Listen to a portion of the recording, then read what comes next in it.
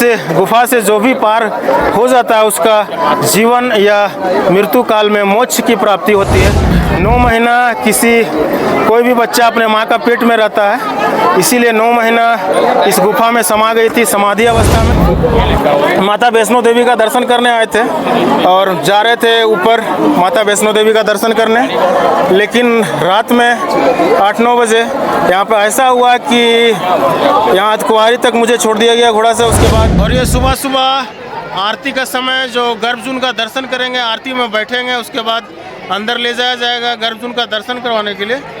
उन्हें पर्ची कटवाना पड़ता है 300 रुपये का, जो कि हमने कटवाया है 300 रुपये का पर्ची। जाके आरती में बैठेंगे, उसके बाद अंदर बुलाया जाएगा गर्भजून का दर्शन करने के लिए। और एक पंचमेवा प्रसाद मिलता है, जो ये पंचमेवा प्रसाद है। हमारी मौजूदगी जो है वैष्णो देवी माता दरबार का ठीक 6 किलोमीटर नीचे जो है, यहाँ पे आप देख सकते हैं, यहाँ पे अतकुंवारी मंदिर है। इसी मंदिर के अंदर एक गुफा है, वही गुफा में माता वैष्णो देवी 9 महीना के लिए समा गई थी समाधि की अवस्था में। मतलब 9 महीना तक उस गुफा में थी और गुफा से फिर बाहर निकली तो भैरवनाथ का वध कर दी थी। इसका बहुत बड़ा महत्व है, हम बताएंगे। उससे पहले ये जान लें कि हम माता का दर्शन करने आए थे, माता वैष्णो देवी का दर्शन करने आए थे और जा रहे थे ऊपर माता वैष्णो देवी का दर्शन करने, लेकिन रात में 8-9 बजे यहाँ पे ऐसा हुआ कि यहाँ कुंवारी तक मुझे छोड़ दिया गया घोड़ा से। उसके बाद मुझे आगे जाने की घोड़ा मिला ही नहीं। रात मतलब अच्छा समय तक 11 बजे तक ऊपर नीचे करते रहे, लेकिन नहीं मिला घोड़ा। तो ये माता का कृपा अपरंपार है, इसलिए शायद मुझे यहीं पे रुकना था, इसीलिए यहीं पे रुक गए। लास्ट में कंबल लिए 200 रुपये का और यहाँ पे अंदर में सोए। फ्री सोने का रहने का सब फ्री है यहाँ पे। और 200 रुपये जो कंबल लिए वो भी 200 रुपया रिटर्न कर दिया गया जमा करने के बाद। और उसके बाद जब सुबह उठे तो अनाउंस किया जा रहा था कि जो भी गुफा का दर्शन करना चाहते हैं, गर्भजून का जो दर्शन करना चाहते हैं जो भी, तो वो दर्शन कर सकते हैं। उसके लिए पर्ची कटाना पड़ेगा।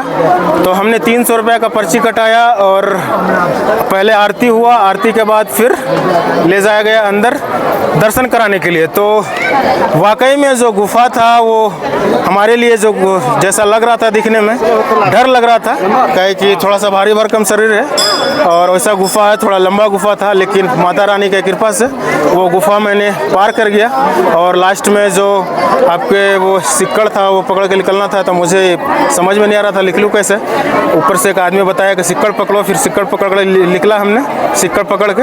उसके बाद फाइनली यहाँ पे आ चुके हैं। तो कहीं ना कहीं माता का कृपा और लीला अपरंपार, जिसके कारण मुझे आज दर्शन हो पाया। कहे कि गुफा का दर्शन इतना आसान नहीं होता है। नॉर्मल तरीका से आप चाहेंगे तो कल जिसने भी पर्ची कटाया कल शाम को, तो उसे 1 दिन बाद 2 दिन बाद दर्शन के लिए मतलब समय दिया जाता है। लेकिन सुबह आरती का समय जो भी दर्शन करना चाहते हैं 5 बजे सुबह, 6 बजे सुबह, इसका पर्ची कटता है 300 रुपये का। जो भी सुबह दर्शन करना चाहते हैं तो उसको आराम से हो जाएगा, 300 रुपये का पर्ची कटाएगा, उसको आराम से दर्शन हो जाएगा। ये गुफा में इसे इसलिए कहा जाता है कि आप देख सकते हैं यहाँ पे गर्भजून, तो ये समझ सकते हैं कि गर्भजून इसे क्यों कहा जाता है। माता रानी इसमें 9 महीना के लिए समाधि अवस्था में इसमें समा गई थी और 9 महीना कोई भी बच्चा अपने माँ का पेट में रहता है, इसीलिए 9 महीना इस गुफा में समा गई थी समाधि अवस्था में, इसलिए इसे गर्भजून कहते हैं। यही इस मंदिर का विशेषता है और बहुत बड़ा महत्व है कि इस गुफा से जो भी पार हो जाता है उसका जीवन या मृत्यु काल में मोक्ष की प्राप्ति होती है। ये आपको दिखा रहे ग्राउंड जीरो से सोनी डिजिटल मीडिया पे आप देख रहे हैं रविकांत की रिपोर्ट। जय हिंद।